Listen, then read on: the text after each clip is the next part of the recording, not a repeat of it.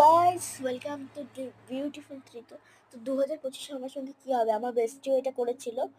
ওটা হসপিটালে এসেছিল, তারপরে ইঁদুর এসেছিল, একটা অনেক কিছু এসেছিল।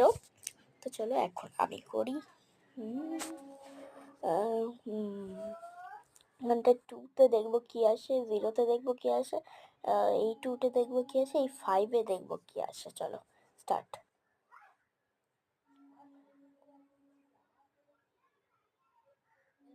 আচ্ছা, এটা বারবার কি আসছে তখন থেকে।